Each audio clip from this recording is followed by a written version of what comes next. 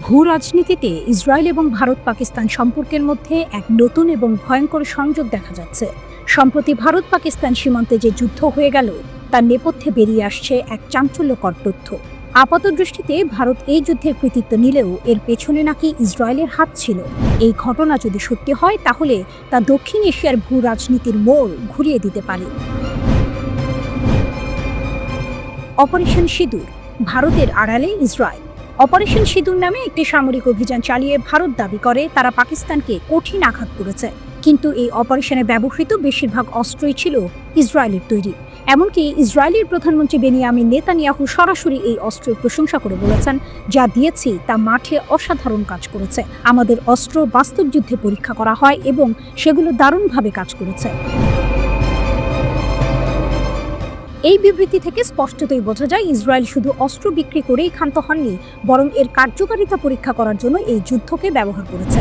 এই অভিযানে ভারত ইসরায়েলের তৈরি বারাক 8 ক্ষেপণাস্ত্র প্রতিরক্ষা ব্যবস্থা এবং হার্পি ড্রোন ব্যবহার করেছে। হার্পি ড্রোনগুলো শত্রুপক্ষের রাডার শনাক্ত ও ধ্বংস করতে বিশেষভাবে পারদর্শী। এটি দিনের আলো বা রাতের অন্ধকারেও কাজ করতে পারে এবং টানা 9 ঘন্টা আকাশে টহল দিতে সক্ষম।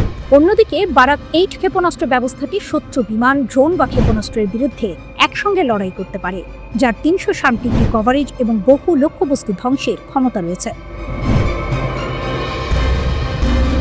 বারাক 8 মিসাইল ইসরায়েল ও ভারতের যৌথ উদ্যোগে তৈরি একটি দীর্ঘপাল্লার সারফেস টু এয়ার মিসাইল প্রতিরক্ষা ব্যবস্থা, যা একই সঙ্গে একাধিক আকাশপথের হুমকি মোকাবিলা করতে সক্ষম। এটি 360 ডিগ্রি কভারেজ দেয় এবং স্থল ও জাহাজ উভয় প্ল্যাটফর্মে মোতায়েনযোগ্য। অ্যাক্টিভ রাডার প্রযুক্তি ব্যবহার করে লক্ষ্য শনাক্ত ও ধ্বংস করতে পারে এবং এর কার্যকর পাল্লা 100 কিলোমিটার। গোপন চক্র ও ভয়ঙ্কর পরিকল্পনা। এই তথ্যের পর থেকে অনেকেই ধারণা করছেন ভারত পাকিস্তানের এই যুদ্ধ শুধু দুই দেশের মধ্যে সীমাবদ্ধ ছিল না। এর নেপথ্যে হয়তো ইসরায়েলের একটি সুগভীর ষড়যন্ত্র ছিল। হয়তো ইসরায়েল ভারতের কাঁধে ভর করে পাকিস্তানকে দুর্বল করার মিশনে নেমেছে। এমনও হতে পারে যে অপারেশনে ইসরায়েলি পাইলটরাও সরাসরি অংশ নিয়েছিল। ইসরায়েলের বিখ্যাত গোয়েন্দা সংস্থা মোসাদের নাম এই বিতর্কে উঠে আসছে। ধারণা করা হচ্ছে মোসাদ ধীরে ধীরে পাকিস্তানকে চারপাশ থেকে ঘিরে ফেলছে। ভারতের বিভিন্ন সামরিক ঘাঁটিতে মোসাদের বড় ধরনের ঘাঁটি বা হেডকোয়ার্টার তৈরি হয়েছে। যদি এই অনুমান সত্য হয় তাহলে তা শুধু পাকিস্তান নয়, বরং পুরো দক্ষিণ এশিয়ার নিরাপত্তার জন্য এক মারাত্মক হুমকি। ভারত হয়তো অজান্তেই মোসাদের একটি খেলার অংশ হয়ে উঠেছে। এই ঘটনা স্পষ্ট করে দিচ্ছে আন্তর্জাতিক রাজনীতিতে কোনো কিছুই আর গোপন থাকছে না। এক দেশের যুদ্ধের আড়ালে অন্য দেশের গভীর ষড়যন্ত্রের বিষয়গুলো প্রকাশ্যে চলে আসছে।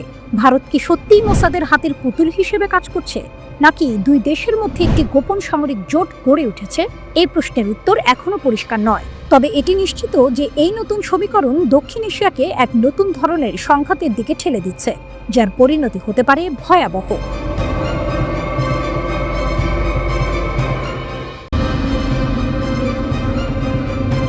আমেরিকা এবং ইরানের সম্পর্ক বিশ্বের সবচেয়ে জটিল এবং বিতর্কিত সম্পর্কগুলোর মধ্যে একটি। এই দুটি দেশের মধ্যে 41 বছর ধরে কোনো কূটনৈতিক যোগাযোগ নেই। দুই সুপার পাওয়ার একাধিকবার যুদ্ধের দ্বারপ্রান্তে চলেও আসে। 2020 সালের শুরুর দিকে এক বড় সংঘাতের পরিস্থিতি তৈরি হয়েছিল যখন আমেরিকা ইরানের একজন মেজর জেনারেলকে ড্রোন হামলায় হত্যা করে। এর জবাবে ইরান ইরাকে আমেরিকান সামরিক ঘাঁটিতে ক্ষেপণাস্ত্র হামলা চালায়। এই সংঘাতের মূল কারণগুলো বোঝার জন্য এর ইতিহাসের দিকে তাকাতে হবে। 20 শতকের শুরুতে ব্রিটিশরা ইরানি তেল আবিষ্কার করে। ব্রিটিশরা ইরানকে মাত্র 16% মুনাফা দিয়ে একটি কোম্পানি গঠন করে, যা থেকে বেশিরভাগ লাভ তারাই নিত। 1951 সালে ইরানের গণতান্ত্রিকভাবে নির্বাচিত প্রধানমন্ত্রী মোহাম্মদ মোসাদ্দেক এই কোম্পানিকে জাতীয়করণ করেন। এর 2 বছর পর 1953 সালে ব্রিটিশ এবং আমেরিকান গোয়েন্দা সংস্থা CIA মিলে একটি সামরিক অভ্যুত্থানের মাধ্যমে মোসাদ্দেকের সরকারকে ক্ষমতাচ্যুত করে এবং শাহকে একনায়ক হিসেবে বসিয়ে দেয়। শাহের শাসনকালে ইরান আমেরিকার একটি গুরুত্বপূর্ণ মিত্র হয়ে ওঠে, কিন্তু শাহের স্বৈরাচারী নীতি, পশ্চিমা বিশ্বের প্রতি তার আনুগত্য এবং দেশের অভ্যন্তরে ভিন্নমত দমনের কারণে তার বিরুদ্ধে অসন্তোষ বাড়তে থাকে। 1979 সালে ইরান জুড়ে গণবিপ্লব শুরু হয় এবং শাহ দেশ ছেড়ে পালিয়ে যান। এরপর আয়াতুল্লাহ খোমেনি ক্ষমতায় আসেন এবং আধুনিক ইসলামিক প্রজাতন্ত্র ইরান প্রতিষ্ঠিত হয়। এই নতুন সরকার ছিল আমেরিকার ঘোর বিরোধী। 1979 সালের নভেম্বরে ইরানি বিপ্লবীরা তেহরানে অবস্থিত আমেরিকান দূতাবাসে হামলা চালিয়ে 52 জন আমেরিকানকে জিম্মি করে। আমেরিকা জিম্মিদের উদ্ধারের চেষ্টা করলেও তা ব্যর্থ হয়। এই ঘটনার পর আমেরিকা ইরানের সঙ্গে সব ধরনের কূটনৈতিক সম্পর্ক ছিন্ন করে। এরপর 1980 সালে ইরাক ইরানের ওপর আক্রমণ করলে 8 বছরব্যাপী এক রক্তক্ষয়ী যুদ্ধের শুরু হয়। আমেরিকা তখন ইরাকের শাসক সাদ্দাম হোসেনকে সমর্থন ও অস্ত্র সরবরাহ করে। এই সময়ে আমেরিকা এবং ইরানের মধ্যে বেশ কয়েকটি মারাত্মক ঘটনা ঘটে, যেমন পারস্য উপসাগরে একটি আমেরিকান ফ্রিগেট ইরানি মাইন দ্বারা ক্ষতিগ্রস্ত হয়, যার প্রতিক্রিয়ায় আমেরিকা ইরানের নৌবাহিনীর ওপর হামলা চালায়।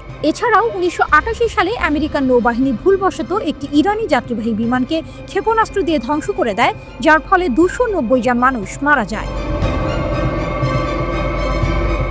2000-এর দশকে ইরানের পারমাণবিক কর্মসূচি নিয়ে উত্তেজনা আরও বাড়ে। 2015 সালে বারাক ওবামা প্রশাসন ইরানের সঙ্গে একটি পারমাণবিক চুক্তি করে, যার ফলে উত্তেজনা কিছুটা কমে। কিন্তু 2016 সালে ডোনাল্ড ট্রাম্প প্রেসিডেন্ট হওয়ার পর তিনি এই চুক্তি থেকে বেরিয়ে আসেন এবং ইরানের ওপর কঠোর অর্থনৈতিক নিষেধাজ্ঞা আরোপ করেন। 2019 সালের শেষ দিকে এবং 2020 সালের শুরুতে উত্তেজনা চূড়ান্ত পর্যায়ে পৌঁছায়। ইরাকে অবস্থিত আমেরিকান ঘাঁটিতে রকেট হামলায় একজন আমেরিকান ঠিকাদার নিহত হন। এর জবাবে আমেরিকা ইরান সমর্থিত মিলিশিয়াদের ওপর বিমান হামলা চালায়। এরপর 3 জানুয়ারি 2020 সালে আমেরিকা ইরানের শীর্ষ সামরিক কমান্ডার কাসেম সোলেইমানিকে ড্রোন হামলায় হত্যা করে। এর জবাবে ইরান ইরাকে 2টি আমেরিকান সামরিক ঘাঁটিতে ক্ষেপণাস্ত্র হামলা চালায়। সৌভাগ্যবশত এই হামলায় কোনো আমেরিকান নিহত হয়নি এবং উভয় পক্ষই যুদ্ধ এড়াতে সক্ষম হয়।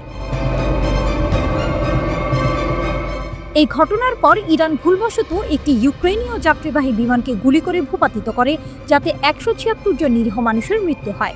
গত জুনে ইসরায়েল ইরানে হামলা করে। এক পর্যায়ে যুক্তরাষ্ট্র ইরানের পারমাণবিক স্থাপনায় করে। জবাবে কাতারে অবস্থিত আল উদেইদ মার্কিন সামরিক ঘাঁটিতে হামলা করে ইরান। এরপরই যুদ্ধবিরতিতে সম্মত হয় ইরান ও ইসরায়েল।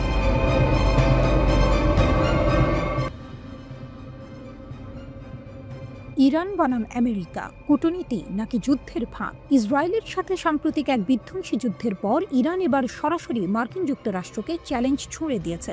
ওয়াশিংটনকে স্পষ্ট বার্তা দিয়েছে তেহরান, কূটনীতিতে ফিরে আসুক, না হলে পরিস্থিতি আরও খারাপ হওয়ার ঝুঁকি নেই।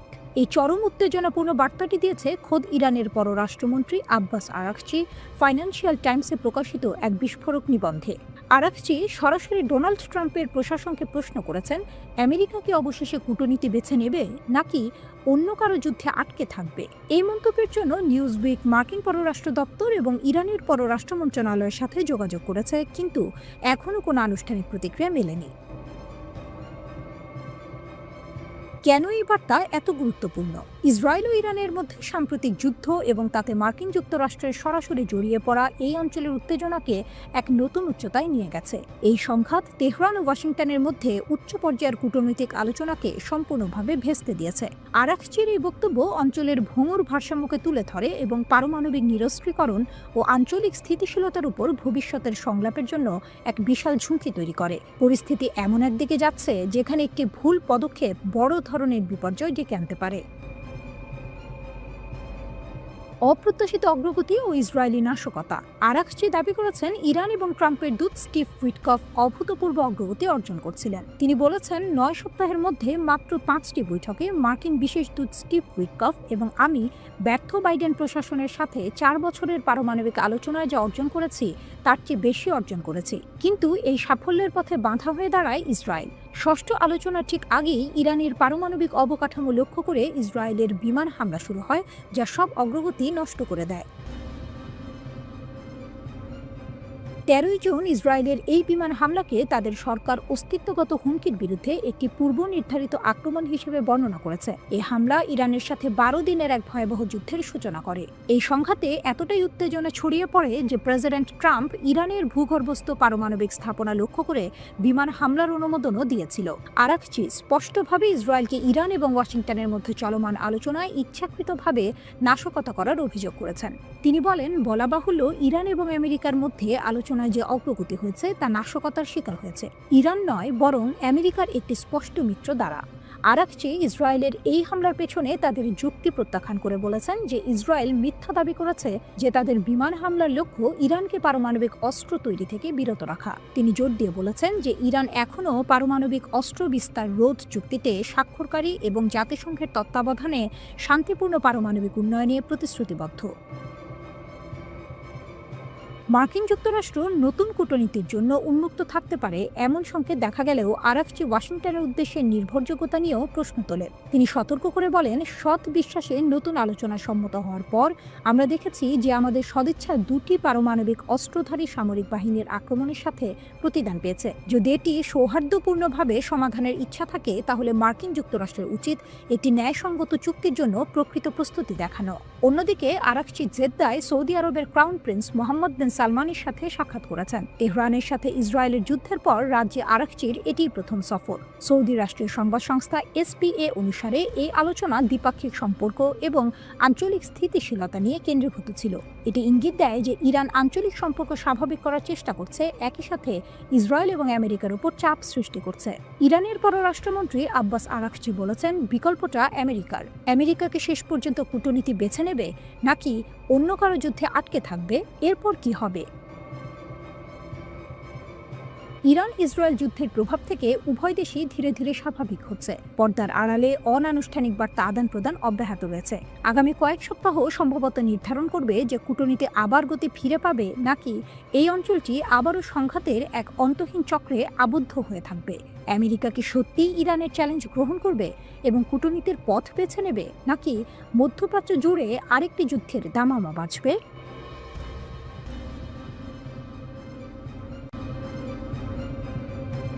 ইরান কেন এখনো বিপজ্জনক? ইসরায়েল ইরান সংঘাতের পর বিশ্ব জুড়ে প্রশ্ন উঠেছে, ইরান কি সত্যিই দুর্বল হয়ে পড়েছে? বিশেষজ্ঞরা বলছেন, পারমাণবিক স্থাপনায় মার্কিন হামলা এবং তাদের সহযোগীদের দুর্বল করে দেয়া হলেও ইরান এখনো মারাত্মক বিপজ্জনক। টাইমস অফ ইসরায়েলের বিশ্লেষণ।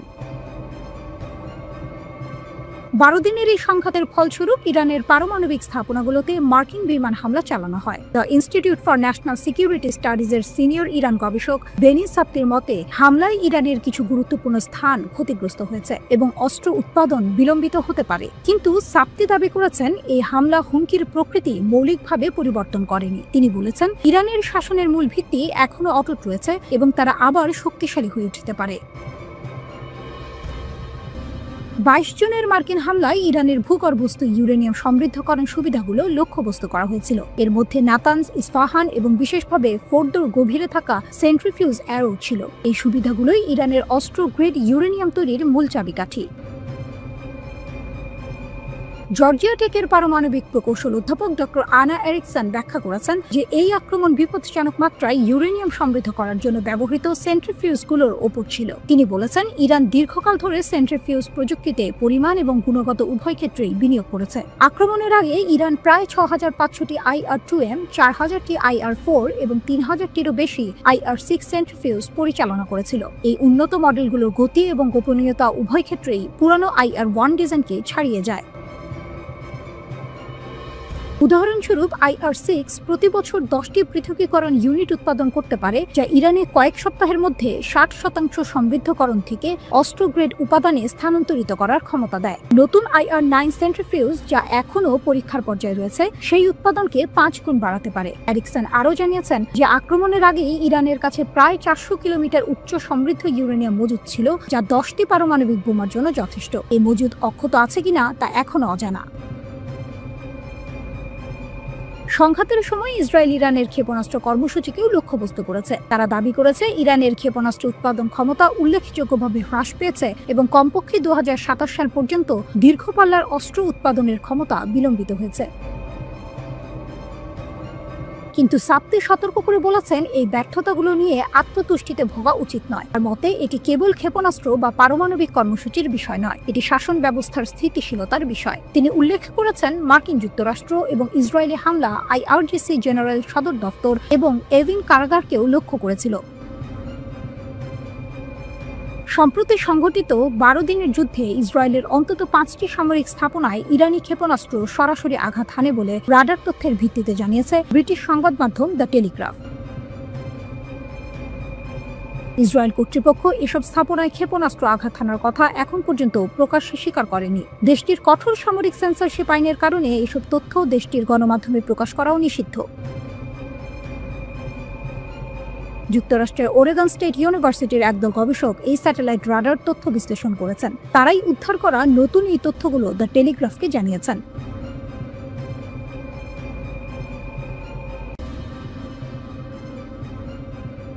মার্কিন হামলা সত্ত্বেও ইরান এখনও পারমাণবিক অস্ত্র চায়, এক বিশেষজ্ঞের ভয়ঙ্কর সতর্কবার্তা। আমেরিকা আর ইসরায়েলের একের পর এক হামলা সত্ত্বেও ইরান কি এখনও পারমাণবিক অস্ত্রের স্বপ্ন দেখছে? একজন শীর্ষ নিরাপত্তা বিশেষজ্ঞের সতর্কবার্তা কিন্তু তেমনই ইঙ্গিত দিচ্ছে। তিনি বলছেন, ইরানের সবচেয়ে বিপজ্জনক ক্ষমতা হলো কূটনীতিকে নিজেদের স্বার্থে ব্যবহার করা, আর এর লক্ষ্য একটাই, পারমাণবিক অস্ত্রের চূড়ান্ত লক্ষ্য। ফাউন্ডেশন ফর ডিফেন্স অব ডেমোক্রেসিজের ইরান প্রোগ্রামের সিনিয়র ডিরেক্টর বেহনাম বেন তালেবনও ফক্স নিউজ ডিজিটালকে বলেছেন, ইরানের পরবর্তী পদক্ষেপ হবে মেরামত, পুনর্গঠন এবং নতুন করে সবকিছু সাজানো। কিন্তু প্রশ্ন হলো, তারা এটা কিভাবে করবে? আন্তর্জাতিক সম্প্রদায়ের সাথে ফ্লার্ট করে নাকি সম্পূর্ণ অন্ধকারে চলে গিয়ে? এটা এখনো দেখার বাকি, তিনি যোগ করেন। গত মাসে ইরানের পারমাণবিক কর্মসূচিতে মার্কিন যুক্তরাষ্ট্র এবং ইসরায়েলের হামলার পর ফোর্দো, ইস্পাহান এবং নাতানজ পারমাণবিক স্থাপনা গুরুতরভাবে ক্ষতিগ্রস্ত হয়েছে বলে সরকারি মুখপাত্র ফাতেমে মোহেজেরানি নিশ্চিত করেছেন। তবে ক্ষতির পরিমাণ নিয়ে সন্দেহ রয়েছে, বিশেষ করে হামলার আগে ইরান কঠোর সুরক্ষিত স্থাপনা থেকে কোনো সমৃদ্ধ ইউরেনিয়াম বা সেন্ট্রিফিউজ সরিয়ে নিতে সক্ষম হয়েছিল কিনা তা নিয়ে প্রশ্ন উঠছে। যদিও ট্রাম্প প্রশাসন দাবি করেছে যে তারা 3টি স্থাপনা নিশ্চিহ্ন করে দিয়েছে। ইসরায়েলি কর্মকর্তারা বলছেন, তারা পরিস্থিতি নিবিড়ভাবে পর্যবেক্ষণ করছেন। মার্কিন যুক্তরাষ্ট্র এবং ইসরায়েলের বিশেষজ্ঞরা বিশ্বাস করেন, ইরান এখনও বাংকার ধ্বংসকারী বোমা থেকে ক্ষতির পরিমাণ মূল্যায়ন করছে এবং তারা যতটা সম্ভব পুনরুদ্ধার ও মেরামত করার চেষ্টা করবে, যার অর্থ তারা সময় কিনতে চাইবে। বেন তালেবনও বলেছেন, নিঃসন্দেহে সরকার এখনও একটি কূটনৈতিক কৌশল তৈরি করবে যা কাউকে আটকে রাখার জন্য এবং এই সরকারের জন্য যতটা সম্ভব সময় বের করার জন্য ডিজাইন করা হবে। রাষ্ট্রপতি ডোনাল্ড ট্রাম্প আলোচনা শুরু হতে পারে বলে ইঙ্গিত দিলেও ইরান এখনই আলোচনার জন্য তাড়াহুড়ো করতে নারাজ। ইরানি পররাষ্ট্রমন্ত্রী আব্বাস আরাকচি সিবিএস নিউজকে এক সাক্ষাৎকারে বলেছেন, আমি মনে করি না যে আলোচনা এত তাড়াতাড়ি পুনরায় শুরু হবে। কূটনীতির দরজা কখনোই বন্ধ হবে না। বেন তালেবনও যুক্তি দিয়েছেন যে তেহরান সম্ভবত আবারও IAEA-তে প্রবেশাধিকার সীমিত করার চেষ্টা করবে, কারণ তারা যে কোনো দর কষাকষির কৌশল ধরে রাখতে চাইবে। তার মতে, ইরানের পরবর্তী পদক্ষেপ এবং সম্ভবত এই মুহূর্তে সবচেয়ে বিপজ্জনক ক্ষমতা হলো এর কূটনৈতিক ক্ষমতা। তিনি বলেন, এটি শাসক গোষ্ঠীর ক্ষমতা যে হয় দুর্বল হাতে আলোচনায় প্রবেশ করে এবং শক্তিশালী হাতে চলে যায়, অথবা তার প্রতিপক্ষের সামরিক বিজয়কে রাজনৈতিক বিজয়ে পরিণত হতে বাধা দেওয়ার চেষ্টা করে। যদি মার্কিন যুক্তরাষ্ট্র এবং ইরানের মধ্যে আলোচনা হয়, তা প্রত্যক্ষ বা পরোক্ষ হোক, ইরানিরা IAEA-তে প্রবেশাধিকার আটকে রাখবে। এটি ইতিমধ্যেই তাদের সবচেয়ে গুরুত্বপূর্ণ অস্ত্র, তিনি যোগ করেন।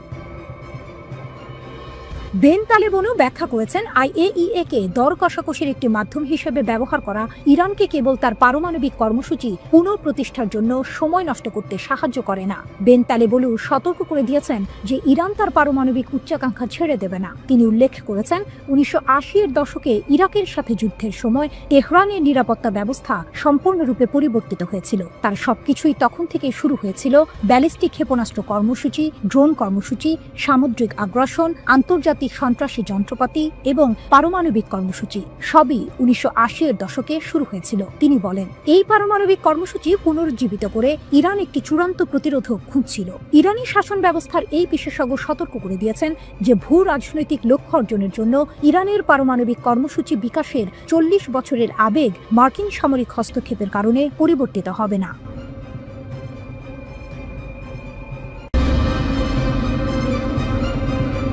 মধ্যপ্রাচ্যের উত্তেজনা যেন থামছেই না।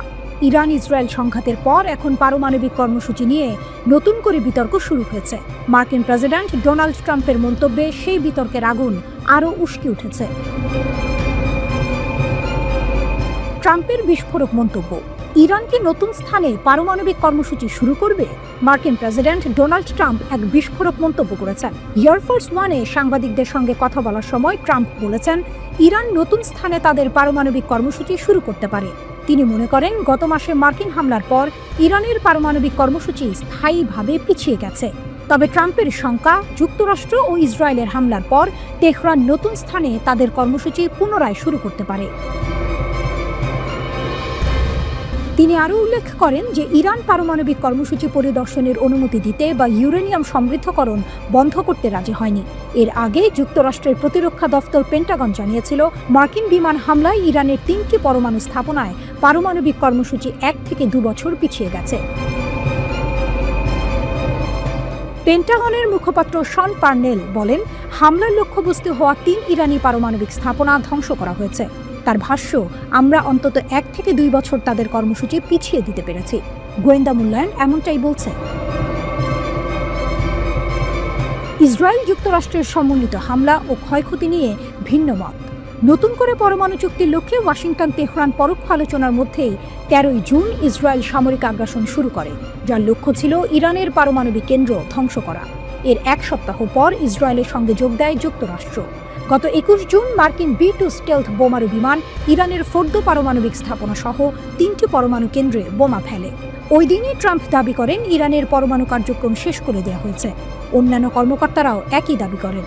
তবে মার্কিন গোয়েন্দা সংস্থাগুলোর তথ্যে ক্ষয়ক্ষতি নিয়ে ভিন্নতা দেখা গেছে। পেন্টাগনের গোয়েন্দা শাখা ডিফেন্স ইন্টেলিজেন্স এজেন্সি DIA জানিয়েছে, এই হামলায় ইরানের পারমাণবিক কর্মসূচি মাত্র কয়েক মাস পিছিয়ে গেছে, ধ্বংস হয়নি। ইরান ইউরেনিয়াম সমৃদ্ধকরণ বন্ধে রাজি নয়, ট্রাম্পের উদ্বেগ। মার্কিন প্রেসিডেন্ট ডোনাল্ড ট্রাম্প বারবার বলেছেন, ইরান তাদের পারমাণবিক কর্মসূচির পরিদর্শন মেনে নেয়নি এবং ইউরেনিয়াম সমৃদ্ধকরণ বন্ধ করতেও সম্মত হয়নি। হোয়াইট হাউসে স্বাধীনতা দিবস উদযাপন শেষে এয়ারফোর্স ওয়ানে নিউ জার্সি যাওয়ার পথে সাংবাদিকদের সঙ্গে আলাপকালে ট্রাম্প বলেন, তিনি বিশ্বাস করেন ইরানের পারমাণবিক কর্মসূচি স্থায়ীভাবে ক্ষতিগ্রস্ত হয়েছে, যদিও ইরান এটি অন্য কোনো স্থানে আবার শুরু করতে পারে। রয়টার্স এ খবর জানিয়েছে। সাংবাদিকদের ট্রাম্প বলেন, আমি বলবো এটা স্থায়ীভাবে পিছিয়ে গেছে। আমার মনে হয় ওদের অন্য কোনো স্থানে আবার শুরু করতে হবে, আর যদি ওরা শুরু করে তাহলে সেটা হবে এক বড় সমস্যা। তিনি আরও বলেন, তেহরানকে আবার পারমাণবিক কর্মসূচি শুরু করতে দেয়া হবে না এবং ইরান তার সঙ্গে বৈঠক করতে চায়।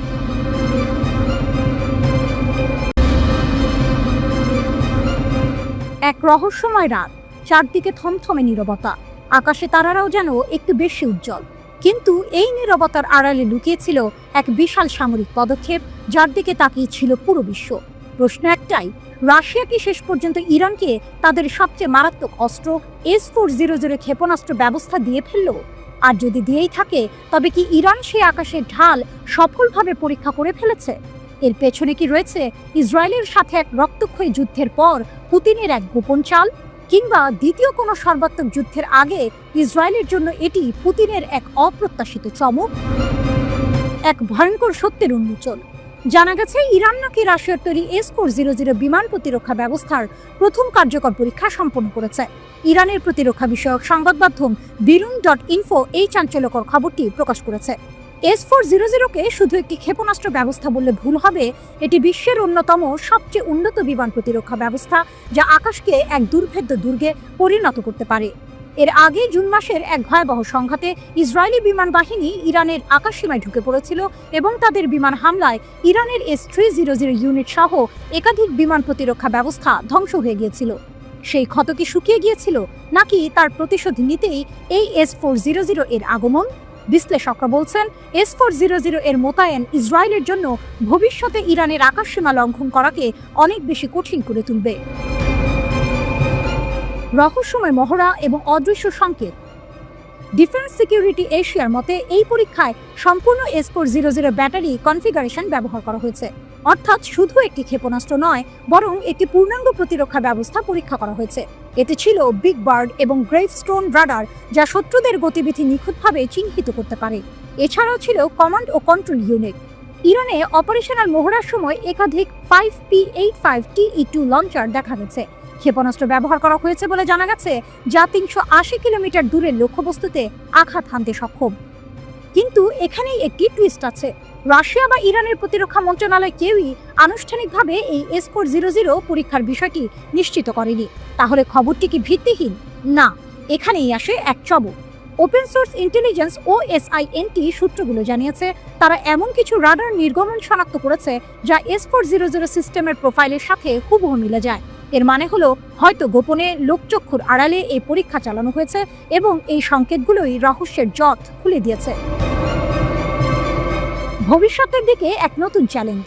উপসাগরীয় অঞ্চলের একজন প্রতিরক্ষা বিশেষজ্ঞ এই ঘটনাকে ইরানের বিমান প্রতিরক্ষা ক্ষমতার জন্য এক বড় অগ্রগতি বলে অভিহিত করেছেন।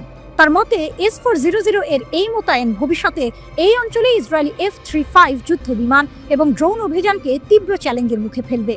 ইসরায়েল কি এই অপ্রত্যাশিত শক্তি বৃদ্ধির জন্য প্রস্তুত ছিল, নাকি এটি তাদের জন্য এক শক ট্রিটমেন্ট যা দ্বিতীয় কোনো সর্বাত্মক যুদ্ধের চিত্র বদলে দিতে পারে? এই প্রশ্নগুলোর উত্তর হয়তো সময় দেবে, তবে একটি বিষয় স্পষ্ট, মধ্যপ্রাচ্যের আকাশে নতুন করে ক্ষমতার ভারসাম্য বদলে যাচ্ছে এবং এর পেছনে লুকিয়ে আছে গভীর সামরিক ও রাজনৈতিক চাল। সামনের দিনগুলো আরও উত্তেজনাপূর্ণ হতে চলেছে যখন এই রহস্যময় S-400 এর ক্ষমতা এবং প্রভাব প্রকাশ্যে আসবে। এক রহস্যময় রাত, চারদিকে থমথমে নীরবতা, আকাশে তারারাও যেন একটু বেশি উজ্জ্বল। কিন্তু এই নীরবতার আড়ালে লুকিয়েছিল এক বিশাল সামরিক পদক্ষেপ যার দিকে তাকিয়েছিল পুরো বিশ্ব। প্রশ্ন একটাই, রাশিয়া কি শেষ পর্যন্ত ইরানকে তাদের সবচেয়ে মারাত্মক অস্ত্র S-400 ক্ষেপণাস্ত্র ব্যবস্থা দিয়ে ফেলল? আর যদি দিয়েই থাকে, তবে কি ইরান সেই আকাশের ঢাল সফলভাবে পরীক্ষা করে ফেলেছে? এর পেছনে কি রয়েছে ইসরায়েলের সাথে এক রক্তক্ষয়ী যুদ্ধের পর পুতিনের এক গোপন চাল, কিংবা দ্বিতীয় কোনো সর্বাত্মক যুদ্ধের আগে ইসরায়েলের জন্য এটি পুতিনের এক অপ্রত্যাশিত চমক? এক ভয়ঙ্কর সত্যের উন্মোচন। জানা গেছে ইরান নাকি রাশিয়ার তৈরি S-400 বিমান প্রতিরক্ষা ব্যবস্থার প্রথম কার্যকর পরীক্ষা সম্পন্ন করেছে। ইরানের প্রতিরক্ষা বিষয়ক সংবাদ মাধ্যম birun.info এই চাঞ্চল্যকর খবরটি প্রকাশ করেছে। S-400-কে শুধু একটি ক্ষেপণাস্ত্র ব্যবস্থা বললে ভুল হবে, এটি বিশ্বের অন্যতম সবচেয়ে উন্নত বিমান প্রতিরক্ষা ব্যবস্থা যা আকাশকে এক দুর্ভেদ্য দুর্গে পরিণত করতে পারে। এর আগে জুন মাসের এক ভয়াবহ সংঘাতে ইসরায়েলি বিমান বাহিনী ইরানের আকাশসীমায় ঢুকে পড়েছিল এবং তাদের বিমান হামলায় ইরানের S-300 ইউনিট সহ একাধিক বিমান প্রতিরক্ষা ব্যবস্থা ধ্বংস হয়ে গিয়েছিল। সেই ক্ষত কি শুকিয়ে গিয়েছিল, নাকি তার প্রতিশোধ নিতেই এই S-400 এর আগমন? বিশ্লেষকরা বলছেন S-400 এর মোতায়েন ইসরায়েলের জন্য ভবিষ্যতে ইরানের আকাশসীমা লঙ্ঘন করাকে অনেক বেশি কঠিন করে তুলবে।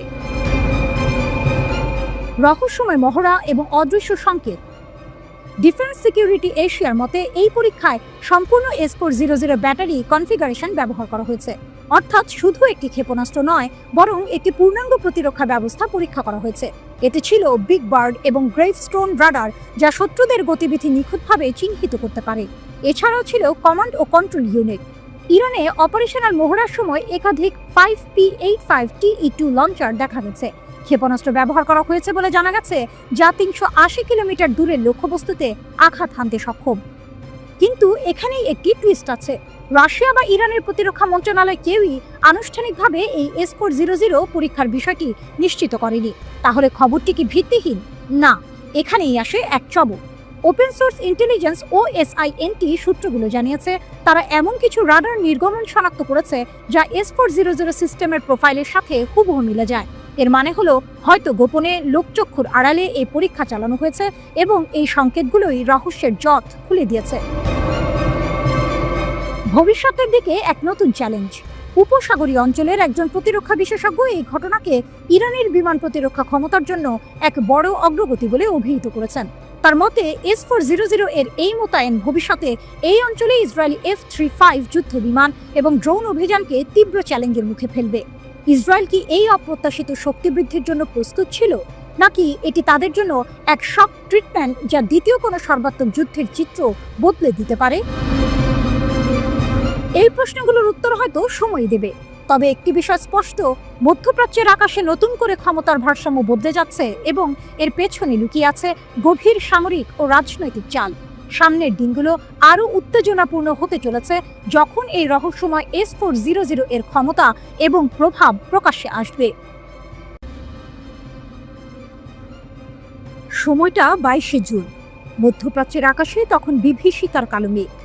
যুক্তরাষ্ট্রের অদম্য B-2 স্টেলথ বোমারু বিমান শিকারী বাজ পাখির মতো ধেয়ে আসছিল ইরানের দিকে। তাদের নিশানা ছিল ইরানের 3টি স্পর্শকাতর পরমাণু স্থাপনা, আর তাদের থলিতে ছিল সাক্ষাৎ মৃত্যু দানব বাংকার বাস্টার বোমা। ইস্পাতে মোড়ানো লোহার শিরস্ত্রাণ পরা এই দানব যখন গতি কমিয়ে ইরানের মাটি ভেদ করে ঢুকে যাচ্ছিল, তখন মনে হচ্ছিল যেন কোনো মহাকাব্যিক যুদ্ধের সূচনা হচ্ছে। ইরান সেদিন অসহায় ছিল। তাদের প্রতিরক্ষা ব্যবস্থা এই অদম্য শক্তির বিরুদ্ধে মুখ থুবড়ে পড়েছিল। বিশ্ব দেখল আমেরিকার সামরিক শ্রেষ্ঠত্ব। কিন্তু এই গল্পের সবে তো শুরু। যখন সবাই ভাবছিল ইরানের পরমাণু স্বপ্ন হয়তো চিরতরে ধূলিসাৎ হয়ে যাবে, তখনই খেলার মোড় ঘুরিয়ে দিল এক রহস্যময় মিত্র, দূর প্রাচ্যের পরাশক্তি, জাগ্রত ড্রাগন চীন। সাউথ চায়না মর্নিং পোস্টের এক চাঞ্চল্যকর প্রতিবেদন বিশ্বজুড়ে ঝড় তুলল।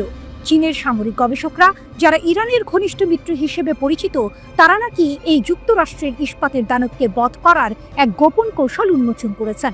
বিশ্ব হতবাক। কিভাবে সম্ভব যে বোমা যে কোনো প্রতিরক্ষা ব্যবস্থাকে তুচ্ছ করে মাটির গভীরে ঢুকে যায়? তাকে থামানোর উপায় কি? চীনের বিজ্ঞানীরা মুচকি হাসতেন। তাদের গবেষণা বলল, শত্রুর দুর্বলতা তার শক্তিমত্তার মধ্যেই লুকিয়ে থাকে। বাংকার বাস্টার বোমার নাকের দিকটা শত শত টন ইস্পাতে মোড়ানো, একে ভেদ করা অসম্ভব। কিন্তু এই দানবের পাশগুলো, সেখানে নাকি মাত্র কয়েক সেন্টিমিটার পুরু পাতলা স্টিলের প্রলেপ। এই সেই দুর্বলতা। ঠিক এই পার্শ্বভাগে আঘাত হানতে পারলেই নাকি এই অদম্য বোমাটিকে ভূপাতিত করা সম্ভব। গবেষণাটি করেছেন কুইজিং এর নেতৃত্বে একদল মেধাবী বিজ্ঞানী। তারা চীনের অস্ত্র প্রস্তুতকারী প্রতিষ্ঠান নরিংকোর north west institute of medical and electrical engineering এ কর্মরত। অবাক করা বিষয় হলো, তারা নিজেদের কোনো অত্যাধুনিক অস্ত্র ব্যবহার করেননি, বরং সুইজারল্যান্ডের তৈরি একটি বিমান বিধ্বংসী কামান দিয়ে পরীক্ষা চালিয়েছেন। এই কামান প্রতি 2 সেকেন্ডে 36টি শেল ছুটতে সক্ষম।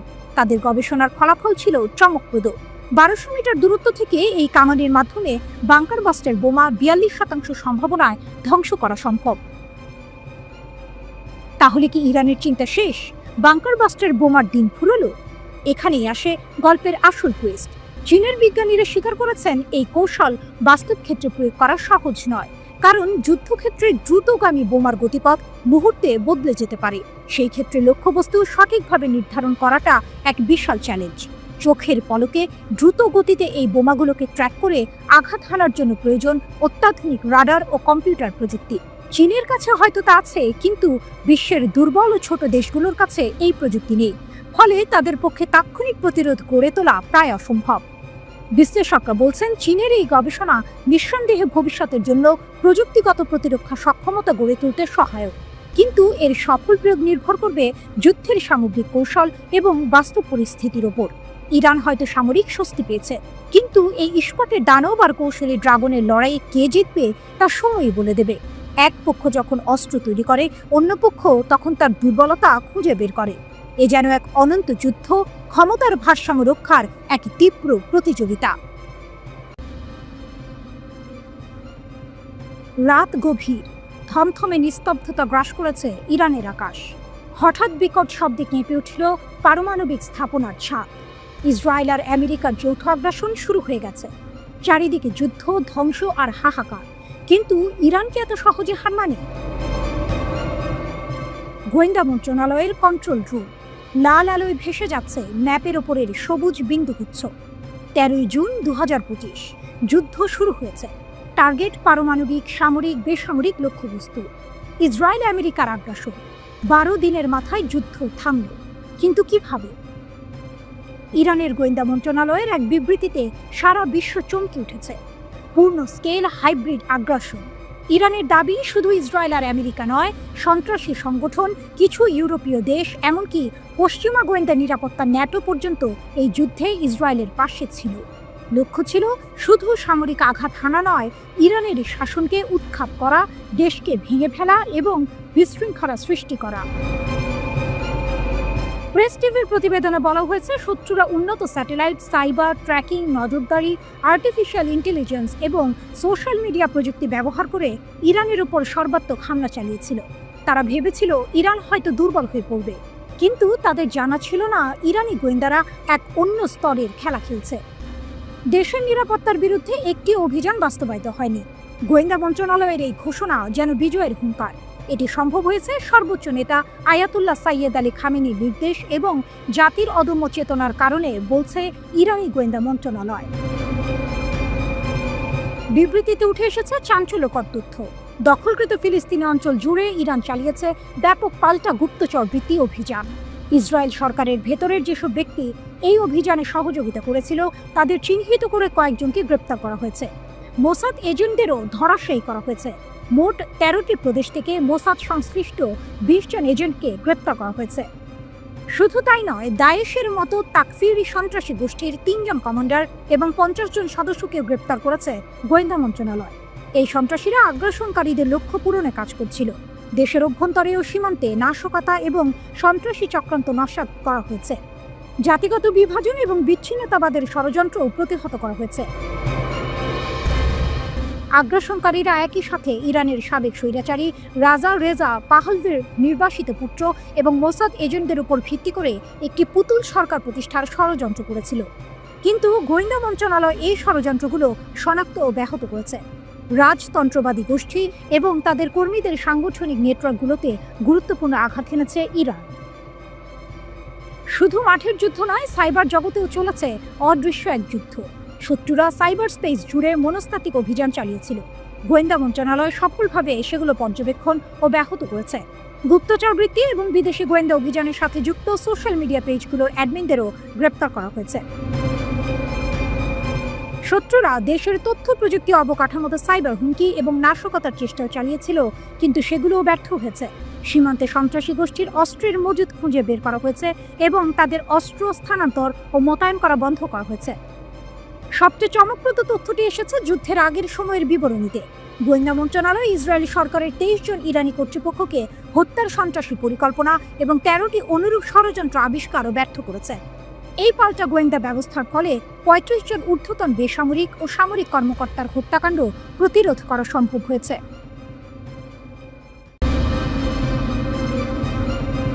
হলিউড থ্রিলারের চেয়েও নাটকীয়। ইসরায়েলের আকাশ রক্ষায় আমেরিকার হিমশিম উন্মোচিত হল মিসাইল গ্যাপ। গভীর রাতের নিস্তব্ধতা ভেঙে ইসরায়েলের আকাশ যখন ইরানি ক্ষেপণাস্ত্রের গর্জন আর বিস্ফোরণে কেঁপে উঠল, তখন কেবল মধ্যপ্রাচ্য নয়, বিশ্বজুড়েই ছড়িয়ে পড়ল এক চাপা আতঙ্ক। আর এই বাস্তবতায় সবচেয়ে বড় চমক হল ইসরায়েলের আকাশ সুরক্ষায় নেমে আমেরিকা নিজে যে কতখানি দুর্বল তা প্রকটভাবে ধরা পড়েছে। ওয়াল স্ট্রিট জার্নালের এক চাঞ্চল্যকর প্রতিবেদনে উঠে এসেছে এই ভয়ঙ্কর সত্য। যুক্তরাষ্ট্রের ক্ষেপণাস্ত্রের ব্যবধান এখন আর কোনো গোপন বিষয় নয়, বরং এক উন্মুক্ত ক্ষত।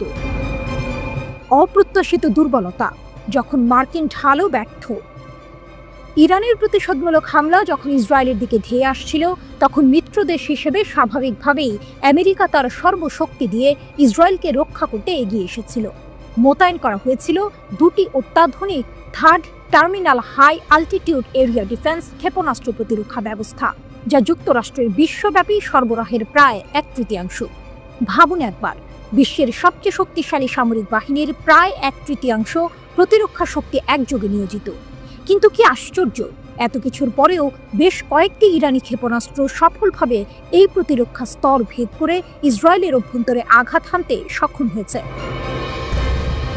এই ঘটনা কেবল ইসরায়েলের জন্যই নয়, খোদ আমেরিকার প্রতিরক্ষা ব্যবস্থার জন্য এক বিরাট প্রশ্নচিহ্ন তৈরি করেছে। $1.5 বিলিয়ন থার্ড ক্ষেপণাস্ত্র এই অভিযানে ব্যয় করা হয়েছে, অথচ ফলাফল পুরোপুরি আশানুরূপ নয়। যুক্তরাষ্ট্রের মোট 7টি থার্ড ইউনিটের মধ্যে 5টি বর্তমানে দেশটির বাইরে মোতায়েন রয়েছে। এর অর্থ কি? এর অর্থ হলো আমেরিকা তার মিত্রদের রক্ষা করতে গিয়ে নিজের প্রতিরক্ষা ব্যবস্থাকেই এক প্রকারের ঝুঁকির মুখে ঠেলে দিয়েছে। কমান্ডারেরা এখন রক্ষণাবেক্ষণ এবং প্রশিক্ষণের জন্য প্রয়োজনীয় অবশ্যই সময় নিয়ে রীতিমতো চিন্তিত। যদি এই ব্যবস্থাগুলো নিয়মিত রক্ষণাবেক্ষণ ও প্রশিক্ষণের সুযোগ না পায়, তাহলে ভবিষ্যতের কোনো বড় হামলায় সেগুলোর কার্যকারিতা আরও কমে যেতে পারে।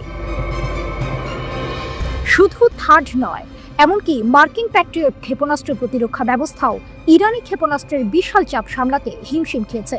আক্রমণের তীব্রতা এতটাই ছিল যে এমনকি সৌদি আরবের জন্য অর্ডার করা ইন্টারসেপ্টরগুলো পুনর্বিবেচনা করতে হয়েছিল। এই ঘটনাগুলো স্পষ্ট করে দিয়েছে যে আমেরিকার বহু বিলিয়ন ডলারের ক্ষেপণাস্ত্র প্রতিরক্ষা কৌশল কতটা ভঙ্গুর। এই পরিস্থিতি যেন এক নাটকীয় মোড় নিয়ে এসেছে ভূ রাজনৈতিক প্রেক্ষাপটে। বছরের পর বছর ধরে আমেরিকা তার উন্নত সামরিক প্রযুক্তি এবং প্রতিরক্ষা সক্ষমতার জন্য পরিচিত, কিন্তু ইরানি হামলা এবং তাতে মার্কিন প্রতিরক্ষা ব্যবস্থার এই অপ্রত্যাশিত ব্যর্থতা যেন এক নতুন বাস্তবতার ইঙ্গিত দিচ্ছে। বিশেষজ্ঞরা বলছেন এই ঘটনাগুলি আমেরিকার ক্ষেপণাস্ত্র প্রতিরক্ষা কৌশলের গভীর দুর্বলতাগুলোকে উন্মোচন করে দিয়েছে। এর মানে কি এই যে সামরিক শক্তি এবং প্রযুক্তির ক্ষেত্রে নতুন করে ভারসাম্য তৈরি হচ্ছে, নাকি এটি কেবল একটি ব্যতিক্রমী পরিস্থিতি যা দ্রুত কাটিয়ে ওঠা সম্ভব? যাই হোক না কেন, ইসরায়েলের আকাশ থেকে ভেসে আসা ক্ষেপণাস্ত্রের গর্জন এবং আমেরিকার প্রতিরক্ষা ব্যর্থতার এই গল্প মধ্যপ্রাচ্যের ভূ রাজনৈতিক খেলার নিয়মগুলোকে নতুন করে লিখতে পারে। আর এই গল্পের পরবর্তী পর্বে কি হবে তা জানতে আমাদের সবাইকে শ্বাসরুদ্ধ করা অপেক্ষায় থাকতে হবে।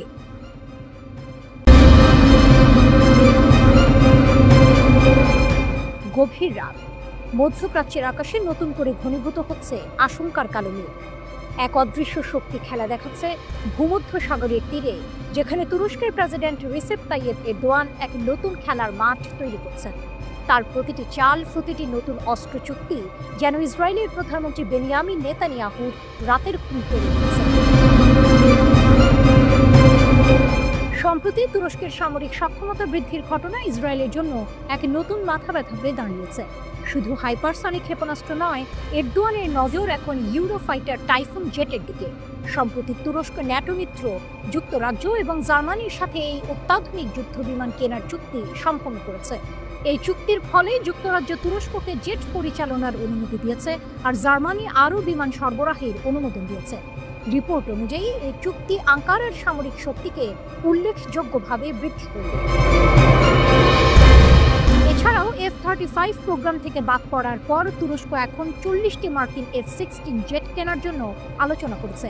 রাশিয়া থেকে S-400 বিমান প্রতিরক্ষা ব্যবস্থা কেনার কারণে তুরস্ককে F-35 প্রোগ্রাম থেকে বাদ দেওয়া হয়েছিল।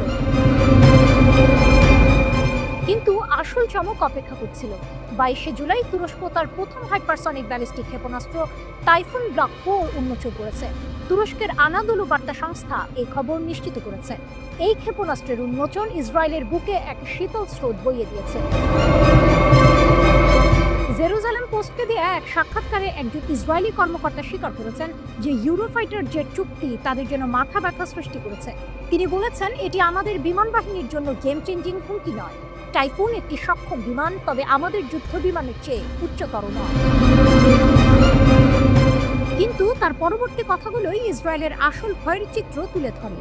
তবে এটি একটি স্পষ্ট এবং উদ্বেগজনক ইঙ্গিত যে তুরস্ক তার অস্ত্র নির্মাণকে এমনভাবে ত্বরান্বিত করছে যা শেষ পর্যন্ত এই অঞ্চলে ইসরায়েলের সামরিক শ্রেষ্ঠত্বকে চ্যালেঞ্জ করতে পারে। ইসরায়েলের বিরোধী দলগুলো এই ইস্যুতে সরব হয়েছে। বিরোধী দলীয় নেতা ইয়ার ল্যাপিড নেতানিয়াহুর সমালোচনা করে বলেছেন যে তিনি এই অস্ত্র চুক্তি ঠেকাতে ব্যর্থ হয়েছেন। তার অভিযোগ, এটা বিপজ্জনক এবং আমাদের নিষ্ক্রিয় সরকার কোনো আঙুল না তুলেই এটি ঘটতে দিয়েছে। তিনি আরও যোগ করেন, যদি ইসরায়েলের একটি কার্যকর পররাষ্ট্র মন্ত্রণালয় বা একটি স্বাভাবিক সরকার থাকত, তাহলে এই অস্ত্র চুক্তিকে আটকাতে তারা কূটনৈতিকভাবে হস্তক্ষেপ করত। ল্যাপিড সতর্ক করে বলেন, জার্মানি এবং যুক্তরাজ্য এখন তুরস্ককে শক্তিশালী জেট সরবরাহ করছে, যা শেষ পর্যন্ত এই অঞ্চলের ক্ষমতার ভারসাম্য পরিবর্তন করতে পারে। তুরস্কের এই সামরিক পদক্ষেপগুলো সিরিয়ার ক্রমবর্ধমান উত্তেজনার প্রেক্ষাপটে আরও তাৎপর্যপূর্ণ হয়ে উঠেছে। তুরস্কের হাইপারসনিক ক্ষেপণাস্ত্র উন্মোচন ইসরায়েলের সিরিয়া অভিযানের এক রহস্যময় দিক উন্মোচন করেছে। ইসরায়েল নাকি যুক্তরাষ্ট্রের সঙ্গে হাত মিলিয়ে সিরিয়ার ড্রুজ এবং কুর্দি মিলিশিয়াদের এক করছে। তাদের উদ্দেশ্য হল তুরস্কের সীমান্তে একটি কুর্দি এলাকা তৈরি করে সেখানে একটি করিডোর বানানো। তুর্কি বিশেষজ্ঞরা গত 22শে জুলাই রাশিয়ার স্পুটনিক নিউজকে এই মার্কিন ইসরায়েলি পরিকল্পনার কথা ফাঁস করেছেন। এই খবর প্রকাশের পরপরই তুরস্ক তীব্র সতর্কতা জারি করে বলেছে যে সিরিয়াকে বিভক্ত করার যে কোনো পদক্ষেপ রুখতে তারা সরাসরি হস্তক্ষেপ করবে। তুরস্ক ইসরায়েলের বিরুদ্ধে এই অঞ্চলের অস্থিতিশীলতা ও দুর্বলতা বজায় রাখার জন্য সিরিয়াকে বিভক্ত করার অভিযোগ করেছে। ইসরায়েলকে এই সতর্কবার্তা দেওয়ার পর তুর্কি নির্মিত এসডার সাজোয়া যান সিরিয়ায় এসে পৌঁছেছে। সিরিয়া আনুষ্ঠানিকভাবে তুর্কি সমর্থন চেয়েছে তাদের প্রতিরক্ষা জোরদার করতে এবং সন্ত্রাসবাদের বিরুদ্ধে লড়াই করতে। তুরস্কের প্রতিরক্ষা মন্ত্রণালয় সিরিয়ার সেনাবাহিনীকে চলমান প্রশিক্ষণ ও প্রযুক্তিগত সহায়তার বিষয়টি নিশ্চিত করেছে। তুরস্ক বারবার বলছে যে সিরিয়ার ঐক্য ও শান্তিকে সমর্থন করা এই অঞ্চলে তাদের প্রাথমিক লক্ষ্য। এরদোয়ান প্রশাসন ইসরায়েলের সিরিয়ার সরকারি কার্যালয়গুলোতে সাম্প্রতিক হামলার তীব্র নিন্দা জানিয়েছে। ইসরায়েলের কিছু প্রধান দুর্বলতা এবং ইরানের সামরিক কৌশলের একটি নতুন দিক। ইসরায়েলের ভূখণ্ডগত দুর্বলতা। একটি ছোট দেশ, বড় বিপদ। আপনি কি কখনো ভেবে দেখেছেন একটি দেশের আকার কিভাবে তার প্রতিরক্ষা ব্যবস্থাকে প্রভাবিত করতে পারে? ইসরায়েলের ক্ষেত্রে এর ছোট আকারই তার সবচেয়ে বড় দুর্বলতা। ভৌগোলিকভাবে ইসরায়েল ইরানের চেয়ে প্রায় ৭৫ গুণ ছোট। এই বিশাল আকারের পার্থক্য ইসরায়েলের জন্য মারাত্মক পরিণতি বয়ে আনে। কল্পনা করুন একটি ছোট বাড়ি যেখানে লুকানোর খুব বেশি জায়গা নেই। ইসরায়েলের অবস্থাও ঠিক তেমন। এর সীমিত আয়তনের কারণে ইসরায়েলের দিকে নিক্ষেপ করা যে কোনো ক্ষেপণাস্ত্র কয়েক মিনিটের মধ্যেই তার লক্ষ্যে পৌঁছাতে পারে। এর মানে হলো তাদের কাছে ক্ষেপণাস্ত্র শনাক্ত করা, সতর্কতা জারি করা বা এমনকি জনগণকে সরিয়ে নেওয়ার জন্য সময় থাকে খুবই কম। এই সময় সংকটই ইসরায়েলের জন্য এক বড় চ্যালেঞ্জ। অন্যদিকে ইরানের বিশাল আকার তাদের ক্ষেপণাস্ত্রের মজুদ অনেক জায়গায় লুকিয়ে রাখতে সাহায্য করে। এর ফলে ইসরায়েলের পক্ষে প্রতিটি ক্ষেপণাস্ত্রের গুদাম খুঁজে বের করে ধ্বংস করা প্রায় অসম্ভব হয়ে পড়ে। ইরান তাদের ক্ষেপণাস্ত্র ব্যবস্থাকে শুধু ছড়িয়ে ছিটিয়ে রাখেনি, বরং সুরক্ষিত স্থানেও স্থাপন করেছে। এর ফলস্বরূপ ইসরায়েলি হামলাগুলো দ্রুত সমস্ত ক্ষেপণাস্ত্র উৎক্ষেপণ ক্ষমতাকে অকার্যকর করতে পারে না, যা তাদের জন্য একটি ধারাবাহিক হুমকি হয়ে দাঁড়ায়। খরচ এবং কৌশল। অসম যুদ্ধ। এই সামরিক সংঘাতের আর্থিক দিকটি আরো আশ্চর্যজনক। একটি একক দিনের ক্ষেপণাস্ত্র হামলায় ইরানের খরচ হয়েছে $200 মিলিয়ন বেশি, যেখানে ইসরায়েলের প্রতিরক্ষা বাহিনী IDF খরচ করেছে $1 বিলিয়ন। অর্থাৎ ইরান যত টাকা খরচ করেছে, ইসরায়েল তার 5 গুণ বেশি খরচ করেছে নিজেদের রক্ষা করতে। সংখ্যাগুলো বিশ্লেষণ করলে দেখা যায় ইসরায়েলের অ্যারো ক্ষেপণাস্ত্রের দাম প্রায় $2.5 মিলিয়ন, ডেভিডের স্লিং এর দাম প্রায় $1 মিলিয়ন এবং আয়রন ডোম ক্ষেপণাস্ত্রের দাম $20,000 থেকে $1 লাখ। এর বিপরীতে ইরানের ব্যালিস্টিক ক্ষেপণাস্ত্রের দাম মাত্র $2 লাখ এবং ড্রোনগুলোর দাম $20,000 থেকে $50,000। এই খরচ বৈষম্য ইসরায়েলের জন্য একটি দীর্ঘমেয়াদী সমস্যা তৈরি করে। কিন্তু এখানেই একটি টুইস্ট আছে। ইরান শুধু সস্তা ক্ষেপণাস্ত্র ব্যবহার করেই থেমে নেই। তাদের একটি কার্যকর কৌশল হলো মোবাইল ক্ষেপণাস্ত্র এবং ড্রোন লঞ্চার ব্যবহার করা। তারা নির্দিষ্ট স্থানে ক্ষেপণাস্ত্র উৎক্ষেপণের উপর নির্ভর করে না, কারণ সেগুলো সহজেই হামলার লক্ষ্য হতে পারে। এর পরিবর্তে তারা ছোট পাল্লার ব্যালিস্টিক ক্ষেপণাস্ত্র এবং ড্রোনগুলোকে ট্রাকে স্থাপন করে, যা তাদের দ্রুত হামলা চালিয়ে স্থান পরিবর্তন করতে সাহায্য করে, ধরা পড়ার আগে। এই পদ্ধতিটি ইসরায়েলের জন্য প্রতিরক্ষামূলক হামলা চালানো অনেক কঠিন করে তোলে। এছাড়াও ইরানের অস্ত্রের মজুদ দুর্গম অঞ্চলে ছড়িয়ে ছিটিয়ে থাকে, যা বড় আকারের বোমা হামলায় ক্ষয়ক্ষতি কমায়। এর মানে হলো বারবার আক্রমণের পরেও তাদের কাছে সবসময় অস্ত্র থাকে।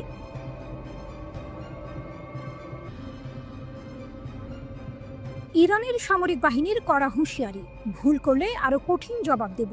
ইরানের শীর্ষ সামরিক commander major general Abdur Rahim Musavi এক বিস্ফোরক মন্তব্য করেছেন, যা পশ্চিম এশিয়া এবং আন্তর্জাতিক রাজনীতিতে নতুন করে উত্তেজনার জন্ম দিয়েছে। তিনি ইরানের মহাকাশ বাহিনীর প্রশংসায় পঞ্চমুখ হয়েছেন এবং প্রতিপক্ষকে হুঁশিয়ারি দিয়ে বলেছেন, এটি মহাকাশ বাহিনীর ধারালো তরবারি ছিল, যা ঐশ্বরিক সহায়তার মাধ্যমে শত্রুদের মাথা এবং তাদের হাত কেটে ফেলতে সক্ষম হয়েছিল। 13 থেকে 25 জুনের মধ্যে তীব্র ইসরায়েলি বিমান হামলায় ইরান লক্ষ্যবস্তুতে পরিণত হয়েছিল। এর জবাবে ইরান দ্রুত এবং জোরালো পাল্টা আক্রমণ চালায়, যার নাম দেওয়া হয় অপারেশন ট্রু প্রমিস 3। এই অভিযানে ইসরায়েলের সামরিক, গোয়েন্দা এবং শিল্প লক্ষ্যবস্তুতে আঘাত হানে ইরান, যার ফলে ইসরায়েলের ব্যাপক ক্ষয়ক্ষতি হয়। এখানেই গল্পের মোড় ঘুরে যায়। ইরানের পারমাণবিক স্থাপনায় হামলার পর যখন আমেরিকা যুদ্ধে নামার হুমকি দেয়, তখন ইরান পশ্চিম এশিয়ার সবচেয়ে গুরুত্বপূর্ণ আমেরিকান বিমান ঘাঁটি আল উদিদে হামলা চালায়। এটি কেবল ইসরায়েলকে নয়, আমেরিকাকেও একটি কড়া বার্তা দেয়। জেনারেল মুসাভি উল্লেখ করেছেন যে 1980-এর দশকে ইরাক চাপিয়ে দেওয়া যুদ্ধের সময় অ্যারোস্পেস ফোর্সের প্রতিশোধ তাদের পাল্টা হামলার চেয়ে অনেক বেশি ছিল। অর্থাৎ সে সময় ইরান যতটা শক্তিশালী ছিল, এখন তার চেয়েও অনেক বেশি শক্তিশালী। এই বাহিনী তাদের প্রযুক্তিগত উৎকর্ষতা এবং ক্ষেপণাস্ত্রের সক্ষমতা প্রমাণ করেছে। তাদের আঙুল ট্রিগারে রাখার নীতি তাদের অবিচল প্রতিজ্ঞার ইঙ্গিত দেয়। ভবিষ্যতের হুমকি, আরো শক্তিশালী প্রতিশোধের অপেক্ষা। মুসাভির হুঁশিয়ারি কেবল অতীত সাফল্যের প্রশংসা নয়, ভবিষ্যতের জন্য একটি সুস্পষ্ট হুমকি। তিনি স্পষ্ট বলেছেন, যদি শত্রু আরেকটি ভুল করে, তাহলে আমাদের সেনারা আরো শক্তিশালী প্রতিশোধ প্রদানের জন্য সম্পূর্ণ প্রস্তুত। এই কথাগুলি থেকে বোঝা যায় ইরান কোনো রকম আপোষ করতে রাজি নয় এবং তাদের প্রতিরক্ষামূলক ব্যবস্থা অত্যন্ত শক্তিশালী। এক ঝিরে দুই পাখি, এখানেই আসে গল্পের আসল টুইস্ট। ইরান কি শুধুই ইসরায়েলকে নয়, আমেরিকাকেও একই সাথে বার্তা দিতে চাইছে? আল উদিদ বিমান ঘাঁটিতে হামলা কি সেই বার্তারই অংশ? এটি কি বিশ্বকে বোঝাতে চাইছে যে ইরানকে উস্কে দিলে তার পরিণতি ভালো হবে না? অনেকেই বলছেন ইরান মধ্যপ্রাচ্যে তার প্রভাব আরো বাড়াতে চাইছে এবং এই হামলা সেই লক্ষ্যেরই একটি অংশ।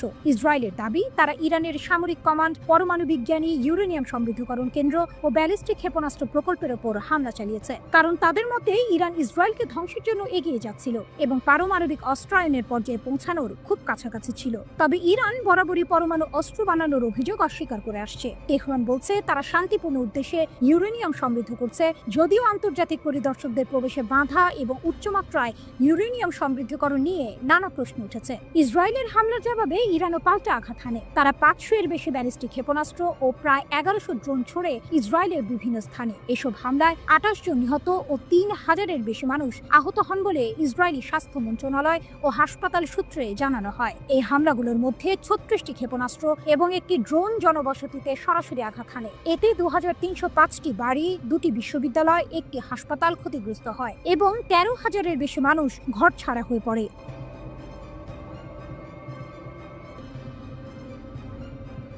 আল কুদস ব্রিগেডের অভিযান। গাজা উপত্যকায় 21 মাস ধরে চলা ইসরায়েলের গণহত্যা যুদ্ধের মধ্যেও ফিলিস্তিনি প্রতিরোধ বাহিনী, বিশেষ করে আল কুদস ব্রিগেড, তাদের অভিযান চালিয়ে যাচ্ছে। তারা খান ইউনিসের দখলদার বাহিনীকে লক্ষ্য করে এক জটিল আক্রমণ চালিয়েছে, যার বিস্তারিত বিবরণ প্রকাশ করেছে আল কুদস ব্রিগেড। এটি কেবল একটি হামলা নয়, বরং ফিলিস্তিনি প্রতিরোধের একটি নতুন কৌশলের ইঙ্গিত। ইসরায়েলি সাঁজোয়া বাহককে লক্ষ্য করে উচ্চ স্তরের আক্রমণ।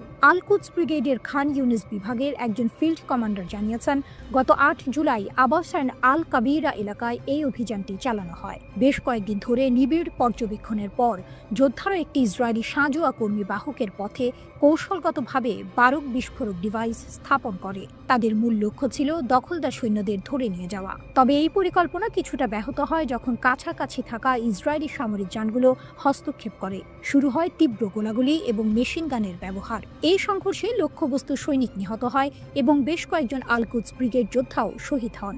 কমান্ডার অবশ্য আত্মবিশ্বাসের সাথে বলেছেন, এটি আমাদের প্রথম প্রচেষ্টা ছিল না। প্রত্যক্ষ সংঘর্ষের ক্ষেত্রে এর আগেও বেশ কয়েকটি প্রচেষ্টা করা হয়েছিল। আমরা আমাদের যোদ্ধাদের ওপর আস্থা রাখি। বিস্ফোরক ডিভাইসের তাণ্ডব এবং গোয়েন্দা ড্রোন আটক। আল কুদস ব্রিগেড 15 জুলাই ঘোষণা করেছে, তারা খান ইউনিসের দক্ষিণ পূর্বে মাআন এলাকায় ইসলামিক বিশ্ববিদ্যালয়ের কাছে একটি পূর্ব স্থাপিত ব্যারেল বিস্ফোরক ব্যবহার করে আরও একটি ইসরায়েলি সামরিক যান ধ্বংস করেছে। এছাড়াও 10 জুলাই গাজা শহরের পূর্বে সুজাইয়ার সেন্ট্রাল স্ট্রিট এলাকায় দখলদারদের অনুপ্রবেশের সময় একটি উচ্চ বিস্ফোরক ডিভাইস ব্যবহার করা হয়। এই ডিভাইসটি বিপরীত প্রকৌশলের মাধ্যমে তৈরি হয়েছিল, যা আক্রমণকারী সামরিক যানটিকে সফলভাবে ধ্বংস করে দেয়। এই ঘটনা প্রমাণ করে ফিলিস্তিনি প্রতিরোধ বাহিনী তাদের নিজস্ব প্রযুক্তিগত সক্ষমতা বৃদ্ধি করেছে। আল কুদস ব্রিগেড ভিডিও ফুটেজও প্রকাশ করেছে, যেখানে দেখা গেছে যোদ্ধারা গাজা শহরের তুফা পাড়ার পূর্বে জাবাল আল সুরানিতেও অবস্থানরত দখলদার বাহিনীর ওপর সমন্বিত হামলা চালাচ্ছে।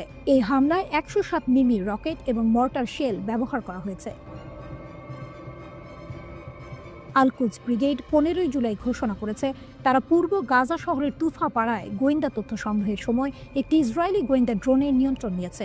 এটি ইসরায়েলি সামরিক বাহিনীর জন্য একটি বড় ধাক্কা, কারণ তাদের সংবেদনশীল তথ্য প্রতিরোধের হাতে চলে যাওয়ার ঝুঁকি তৈরি হয়েছে।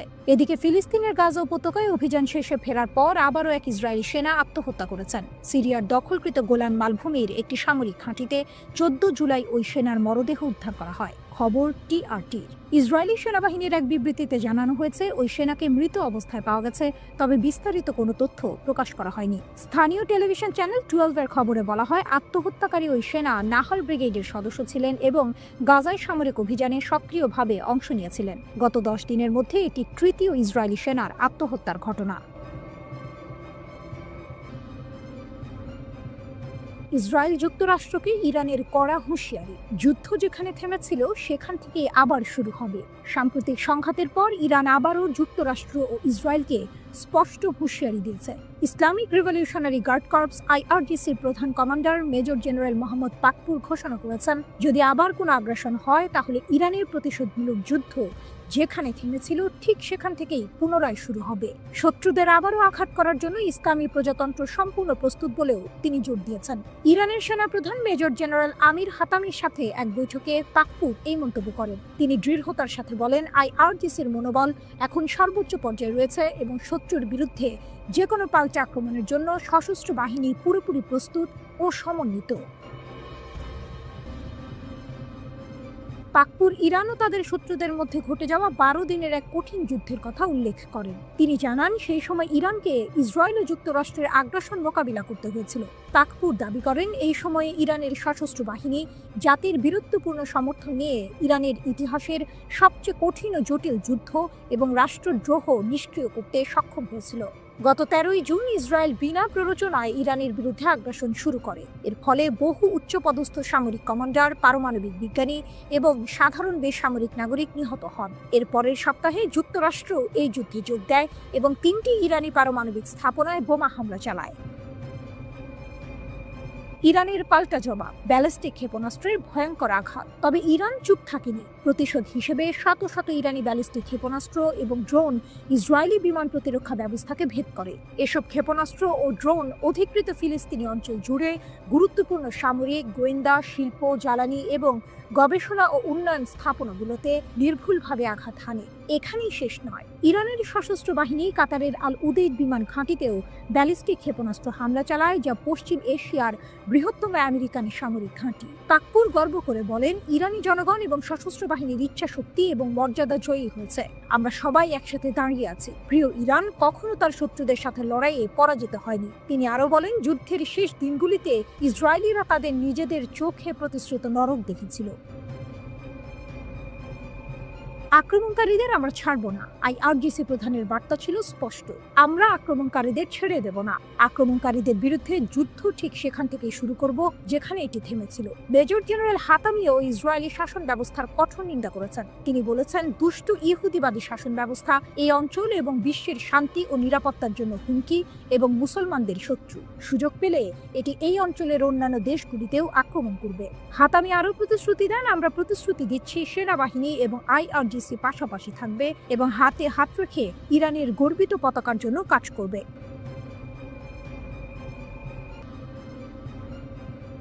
সামরিক উত্তেজনা সবসময় বিশ্বের ভূ রাজনৈতিক আলোচনার কেন্দ্রবিন্দুতে থাকে। ইরানের সামরিক সক্ষমতা নিয়ে দেশটির শীর্ষ সামরিক কর্মকর্তাদের মন্তব্য সেই আলোচনায় নতুন মাত্রা যোগ করেছে। আকাশসীমার অতন্ত্র প্রহরী, ইরানের দৃঢ় প্রতিজ্ঞা। যুক্তরাষ্ট্র ও ইসরায়েলের 12 দিনের আগ্রাসনের পর ইরানের শীর্ষ সামরিক কর্মকর্তা মেজর জেনারেল আব্দুর রহিম মুসাভির বক্তব্য বেশ তাৎপর্যপূর্ণ। তিনি ইরানের জাতীয় বিমান প্রতিরক্ষা সদর দফতর পরিদর্শন করেন এবং আগ্রাসনে নিহত, আহত ও যুদ্ধাহতদের প্রতি শ্রদ্ধা জানানোর পাশাপাশি বিমান প্রতিরক্ষা কর্মীদের প্রতি কৃতজ্ঞতা প্রকাশ করেন। তার মতে, ইরানের আকাশসীমার সুরক্ষায় বিমান প্রতিরক্ষা বাহিনী তাদের সক্ষমতা প্রমাণ করেছে এবং শত্রুদের যে কোনো ভুল হিসাবের জন্য অনুতপ্ত করবে। ভুল গণনার চরম মূল্য, ইসরায়েল যুক্তরাষ্ট্রের আগ্রাসন ও ইরানের পাল্টা জবাব। গত 13ই জুন ইসরায়েলের সুস্পষ্ট এবং বিনা প্ররোচনায় শুরু হওয়া আগ্রাসন ছিল এই উত্তেজনা বৃদ্ধির মূল কারণ। ইসরায়েল ইরানের জ্যেষ্ঠ সামরিক কর্মকর্তা, পরমাণু বিজ্ঞানী এবং সাধারণ নাগরিকদের লক্ষ্যবস্তু বানিয়েছিল। পরবর্তীতে যুক্তরাষ্ট্র এই অবৈধ আগ্রাসনে যোগ দেয় এবং ইরানের 3টি শান্তিপূর্ণ পরমাণু স্থাপনায় হামলা চালায়। ইরান এর জবাবে তাৎক্ষণিক এবং কঠোর প্রতিক্রিয়া দেখায়। তারা দখলকৃত ফিলিস্তিনি ভূখণ্ডের গুরুত্বপূর্ণ স্থানগুলোতে হামলা চালায় এবং কাতারে অবস্থিত যুক্তরাষ্ট্রের সবচেয়ে বড় সামরিক স্থাপনা আল উদেইদ বিমান ঘাঁটিতেও আঘাত হানে। ইরানের এই প্রতিশোধমূলক অভিযান ইসরায়েলকে গত 24 জুন একতরফা যুদ্ধবিরতি ঘোষণা করতে বাধ্য করে। এই ঘটনা প্রমাণ করে ইরানের সামরিক সক্ষমতা শুধু কথার কথা নয়, বরং বাস্তবেও তারা যে কোনো আগ্রাসনের কঠোর জবাব দিতে প্রস্তুত। আকাশে আধিপত্য, ড্রোন ভূপাতিত করার কাহিনী। মুসাভি জোর দিয়ে বলেছেন, শত্রুপক্ষের বিপুল সংখ্যক বিমান ভূপাতিত করা কেবল ইরানের অপারেশনাল শক্তির প্রমাণ নয়, বরং তাদের বিমান প্রতিরক্ষা বাহিনীর দৃঢ়তা ও সাহসের বহিঃপ্রকাশ। সম্প্রতি ইরান একটি অত্যাধুনিক আমেরিকান নির্মিত ইসরায়েলি ড্রোন ভূপাতিত করেছে, যা তাদের সামরিক সক্ষমতার আরেকটি উদাহরণ। এই ধরনের ঘটনাগুলো ইরানের আকাশ প্রতিরক্ষা ব্যবস্থার কার্যকারিতা এবং তাদের আধুনিক প্রযুক্তির মোকাবিলা করার ক্ষমতাকে স্পষ্ট করে তোলে। মুসাভির মতে, এই সক্ষমতা, দৃঢ়তা সতর্কতা, প্রতিরোধ এবং সাহস আসে অটল বিশ্বাস, জাতীয় গর্ব, ইসলামী বিপ্লবের নেতার বিজ্ঞ ও অতুলনীয় নেতৃত্ব এবং ইরানি জনগণের ঐক্য ও অটল সমর্থন থেকে। তিনি সতর্ক করে বলেছেন, যদি শত্রু আবার আমাদের প্রিয় দেশে আক্রমণ করার সাহস করে, তবে আল্লাহর সাহায্যে তারা আগের চেয়েও কঠোর আঘাতের শিকার হবে এবং আরও বড় পরাজয়ের সম্মুখীন হবে। ভবিষ্যতের প্রস্তুতি, প্রযুক্তি দৌড়ে এগিয়ে থাকা। মুসাবি চলমান হুমকির সঙ্গে তাল মিলিয়ে চলার প্রয়োজনীয়তার উপরও জোর দিয়েছেন। তিনি প্রতিরক্ষা ব্যবস্থার ক্রমাগত আধুনিকীকরণ, উদ্ভাবন, তৎপরতা এবং অভ্যন্তরীণ বৈজ্ঞানিক ও প্রযুক্তিগত সক্ষমতার উপর নির্ভর করার আহ্বান জানিয়েছেন। এর অর্থ হল, ইরান কেবল বর্তমান হুমকির মোকাবিলায় প্রস্তুত নয়, বরং ভবিষ্যতের সম্ভাব্য যে কোনো চ্যালেঞ্জের জন্য নিজেদের প্রস্তুত রাখছে।